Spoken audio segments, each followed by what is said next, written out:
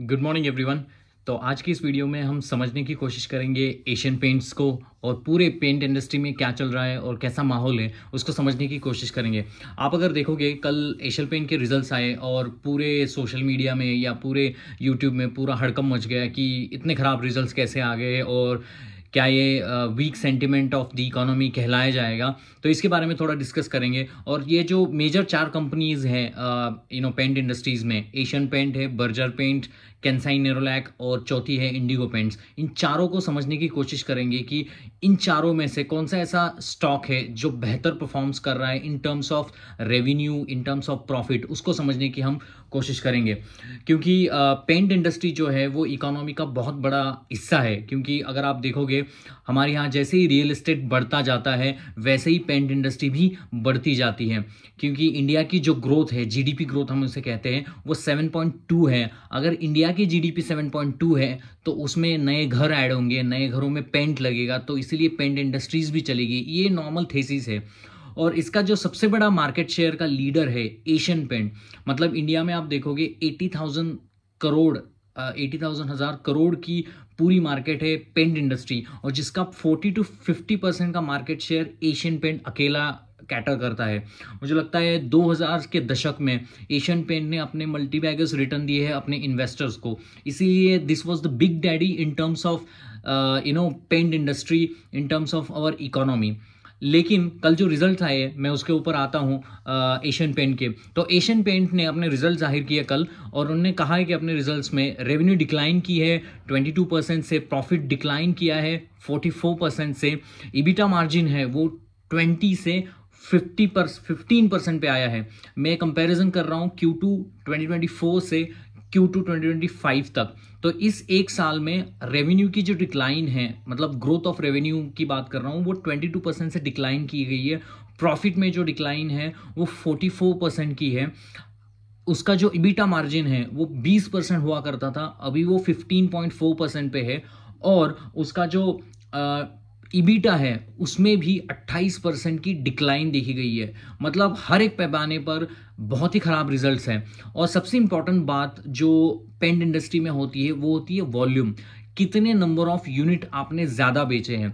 तो उस वॉल्यूम में, डोमेस्टिक वॉल्यूम में, एशियन पेंट का जो शेयर है, एशियन पेंट ने 0.5% से डिक्लाइन किया है वॉल्यूम। मतलब लास्ट ईयर Q2 2024 से अभी तक आप अगर देखोगे तो उसमें जो डिक्लाइन हुई है वो 0.5% से हुई है। मतलब ज़्यादा पेंट वो नहीं बेच पाए हैं इस इंडस्ट्री में। अभी इसके बहुत सारे रीज़न उन्होंने अपने कॉन कॉल में भी दिए हैं और अपने इन्वेस्टर प्रेजेंटेशन में दिए हैं। उन्होंने कहा है कि टेपर्ड कंज्यूमर डिमांड है, सेंटिमेंट खराब है और इन्फ्लेशनरी इन्वायरमेंट की वजह से ये पेंट में हमें दिक्कत आ रही है। अगर आप देखोगे एशियन पेंट के पूरे इंडिया में लगभग 1.5 लाख डीलर्स हैं। अपने पेंट को वो उन डीलर्स के थ्रू वो बेचते हैं। पिछले क्वार्टर्स में उन्होंने अपना प्राइस कट लिया था। प्राइस कट मतलब अगर मान लो कि 100 रुपए का डब्बा आ रहा है तो उसको 90 रुपीज में बेचना शुरू कर दिया था। तो प्राइस कट किया था। Despite of the price cut that they have done in the last quarter, उनके पेंट बिक नहीं रहे हैं। मतलब ज्यादा बिक नहीं रहे हैं। मतलब आप समझो कि कोई भी चीज आप सस्ता करके बेच रहे हो, उसके बावजूद भी किसी भी सेल्स में ग्रोथ नजर नहीं आ रही है। सो विच इंडिकेट्स, तो इंडिया में ये जो मिडिल क्लास और लोअर मिडिल क्लास के लोग हैं वो पेंट खरीद नहीं रहे हैं। इसका मतलब ये है कि ये जो नए नए पैमाने पर पेंट खरीदने का जो सिलसिला था वो थोड़ा सा ड्रॉप आउट हो रहा है। मतलब बहुत तेजी से ये डिक्लाइन की तरफ जा रहा है। अगर आप सेल्स की डिक्लाइन देखोगे 22%, मैंने नहीं देखा था कि इतने खराब रिजल्ट एशियन पेंट जैसे big daddy of the Nifty company, ये one of the top 50 company of the India है।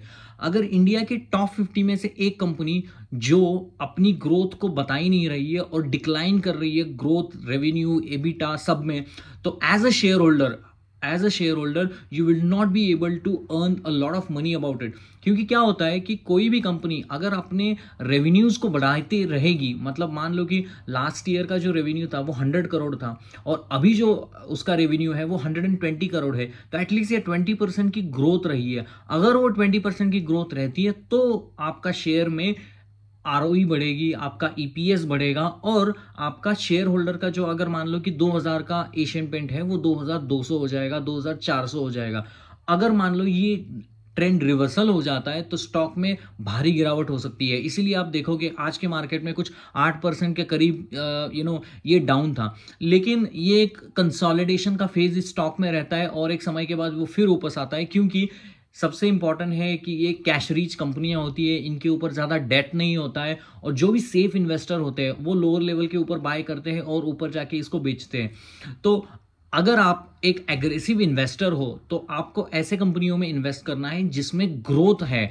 इंडिया में कोई भी ब्रांड, अगर बजाज फाइनेंस का ब्रांड है या टाटा मोटर्स का ब्रांड है या मारुति का ब्रांड है, उसके हिसाब से स्टॉक को ना देखते हुए स्टॉक में अगर ग्रोथ है तो ही आपको उसमें इन्वेस्टेड रहना है, तभी जाके as a investor you will make a compounding returns of the investing. ठीक है, एशियन पेंट ने अपने इसमें कहा है कि Q3 और Q4 में, मतलब अगले आने वाले 2 क्वार्टर्स में, वो उन्होंने कहा है कि डिमांड थोड़ी सी अच्छी होने की उम्मीद है।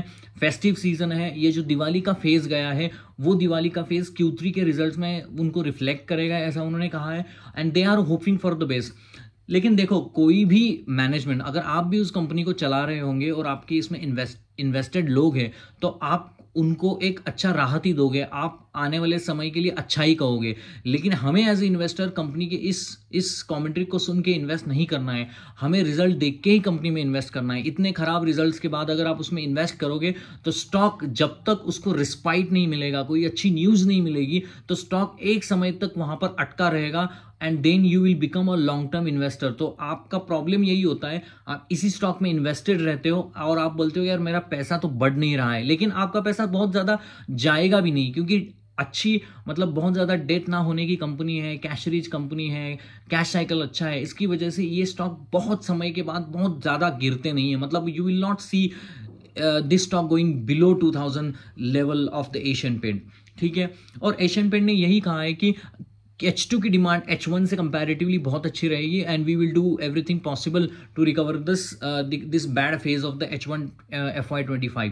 उन्होंने ये भी कहा है कि हम आने वाले समय में अपने प्राइस को बढ़ा रहे हैं, मतलब अभी पेंट को कम किया था प्राइस को पिछले 2 क्वार्टर में, अभी इसको बढ़ाने की सोच रहे हैं, जिसकी वजह से वो बोल रहे हैं जो इबिटा मार्जिन में उनका जो असर आया था 20 से लेके 15 तक उनका जो इबिटा मार्जिन गया था, अभी उनको वो वापस करने का वो सोच रहे by having increase in the price.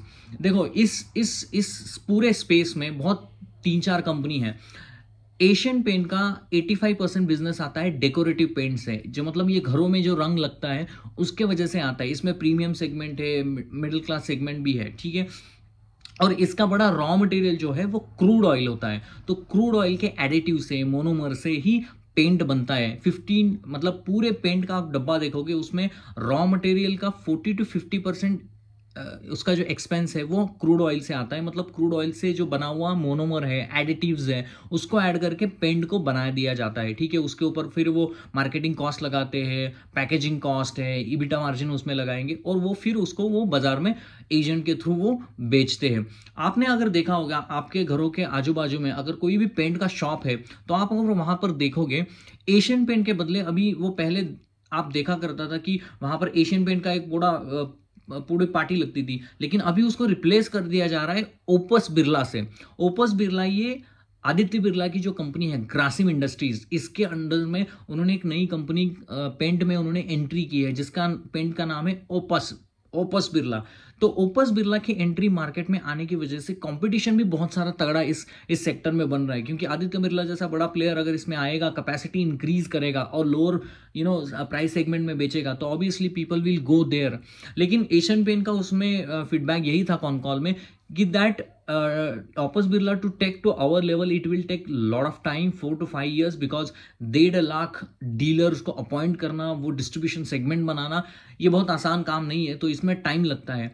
So it is not entirely true कि because of the Opus Birla इसकी वजह से, कंपटीशन की वजह से एशियन पेंट में प्रॉब्लम आ रही है। उनका कहना है कि एशियन पेंट में जो प्रॉब्लम आ रही है वो इन्फ्लेशनरी एनवायरनमेंट की वजह से आ रही है, इन्फ्लेशन बहुत ज़्यादा प्रॉब्लमेटिक है, इसकी वजह से वहाँ पर आ रही है। और वो उम्मीद करते हैं कि आगे जाने समय इन्फ्लेशन जो है वो कम होगा और इसका असर हमारे स्टॉक पे ऊपर आपको दिखेगा, ऐसा उन्होंने कहा है। ठीक है, इस सेगमेंट में एक और कंपनी है जिसका नाम है बर्जर पेंट, 57,000 मार्केट कैप की कंपनी है। एशियन पेंट 44,000 का बड़ा हाथी है। तो ये 57,000 करोड़ मार्केट कैप की कंपनी है। इनका सेल्स था वो फ्लैट था। हालांकि आप अगर देखोगे एशियन पेंट डिक्लाइन था 22% है, यहाँ पर जो सेल्स था वो फ्लैट था। लेकिन वही है, इन्फ्लेशनरी मेजर्स प्रेशर है, कॉम्पिटिशन आ रहा है, इसकी वजह से ग्रोथ नजर नहीं आ रही है। तो पूरे पेंट इंडस्ट्री में there is a zero growth at this moment in time. Maybe आगे आने वाले समय में उसमें ग्रोथ आएगी, स्टॉक बढ़ने शुरू होंगे, वो अलग बात है, लेकिन अभी जीरो ग्रोथ है पूरी इंडस्ट्री में। इसमें कैंसाई नेरोलैक करके एक कंपनी है, वो जो पेंट बनाती है वो मोस्टली ऑटोमेटिव और इंडस्ट्रियल सेगमेंट में बनाती है। एशियन पेंट जो है डेकोरेटिव सेगमेंट में बहुत मार्केट लीडर है, लेकिन ऑटोमोटिव और इंडस्ट्रियल सेगमेंट में वो कैंसाई नेरोलैक करके कंपनी है। इनका भी जो रेवेन्यू था वो भी फ्लैट रहा, थोड़े बहुत प्रॉफिट में इंक्लाइन हुए, लेकिन प्रॉफिट डजंट मैटर, क्योंकि आप कॉस्ट को कम करके भी प्रॉफिट बढ़ा सकते हो। हमें एज ए इन्वेस्टर कोई भी कंपनी में इन्वेस्ट करने से पहले ये सोचना चाहिए कि मेरी कंपनी सेल्स ग्रोथ दे रही है कि नहीं।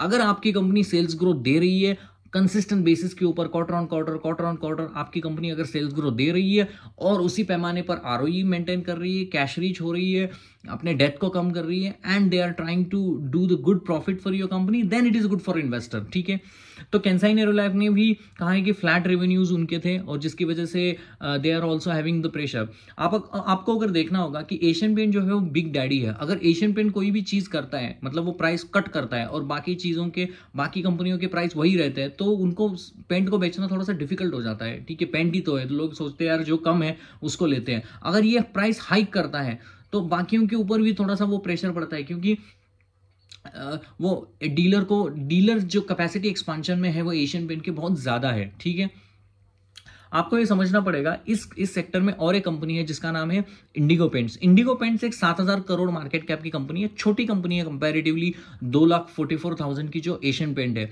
तो उन्होंने 6% की ग्रोथ की है इस क्वार्टर में।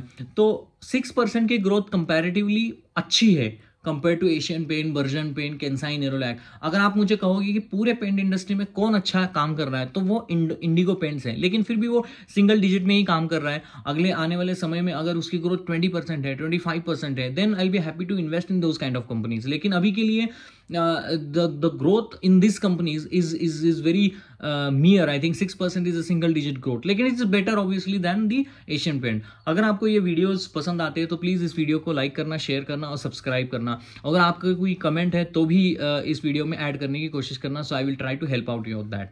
तो वापस आते हैं पेंट इंडस्ट्री के ऊपर। तो पेंट इंडस्ट्री आप अगर देखोगे कि इसमें जो इंपॉर्टेंट सेगमेंट है, मैं आपको इंडिया और यूएस में थोड़ा सा एक डिफरेंस बताने की कोशिश करूंगा। इंडिया में पेंट कहाँ लगता है? अगर कोई नया घर बन रहा है तो वहां पर पेंट लगता है। दूसरी चीज, अगर कोई फेस्टिव सीजन आ रहा है, मतलब दिवाली है या दशहरा है, जिसके ऊपर लोग क्या करते हैं, अपने जो एग्जिस्टिंग घर में जो वॉल है उसको पेंट करते हैं कि घर थोड़ा अच्छा लगे।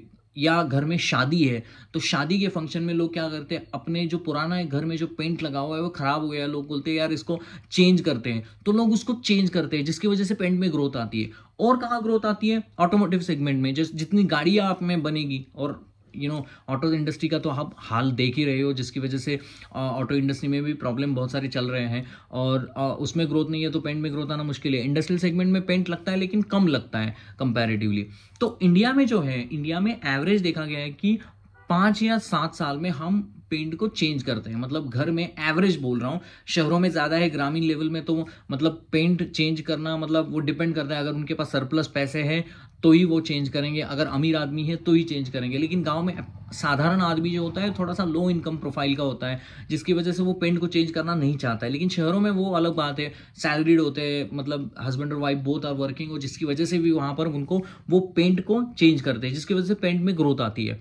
और कहाँ क्या होता है कि इंडिया में सबसे बड़ा प्रॉब्लम अभी चल रहा है पेंट इंडस्ट्री में इज लेबर कॉस्ट। आप अगर देखोगे किसी भी घर को पेंट करने के लिए पेंट तो लगता है, लेकिन उसके साथ लेबर कॉस्ट भी लगता है। तो इंडिया में बहुत कम लोग हैं जो अपने हाथ से पेंट कराते हैं। ठीक है, इंडिया में मोस्टली जो पेंटिंग होती है वो लेबर को बिहार से आते हैं, यूपी से आते हैं, कई जगह से आते हैं, तो उनको वो पेंट कराते हैं। तो उसमें जो है वो 50% जो कॉस्ट है वो लेबर में जाता है। और आपने अगर देखा था पिछले 10 साल में, अगर मुझे लगता है 30% कॉस्ट था, तो वो 50% कॉस्ट पे चला गया है। मतलब आपका पेंट का डब्बा 50% का और 50% का लेबर कॉस्ट लगता है एक घर को पेंट कराने के लिए। मतलब लेबर का कॉस्ट अच्छा खासा है। अगर लेबर का कॉस्ट कम नहीं होगा, ये इन्फ्लेशन जितना ज्यादा बढ़ेगा तो लेबर की कॉस्ट बढ़ती जाती है। लोग बोलते हैं यार मेरे पास 1 लाख है, 50,000 का मैंने पेंट खरीदा तो 50,000 के उसके लेबर लगते हैं, तो ये प्रॉब्लम है। तो लेबर कॉस्ट बढ़ने की वजह से भी वो एक प्रॉब्लम इस इंडस्ट्री में है। ऐसा नहीं कि पेंट लाया मैंने घर में और बैठा गया।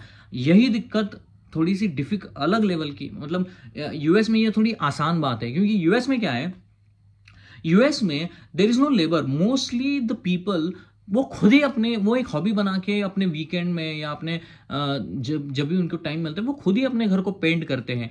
तो वहां पर क्या होता है कि वो जो लेबर कॉस्ट है वो कम हो जाती है, क्योंकि खुद ही करते हो आप। इसीलिए वहां पर number of times you do the paint is 1 to 2 year में वो लोग अपने घर को पेंट करते रहते हैं। और वो थोड़े शौकीन भी होते हैं घर को चेंज कराने में, घर के डेकोर में, घरों में तब्दीली लाने में वो थोड़ा बिलीव करते हैं, जिसकी वजह से वहां पर क्या होता है, वहां पर पेंट की ग्रोथ थोड़ी सी ज्यादा है, यहाँ पे कंपेरेटिवली अलग है, क्योंकि यहाँ पर लेबर कॉस्ट भी वो एडिटिव फैक्टर हो जाता है।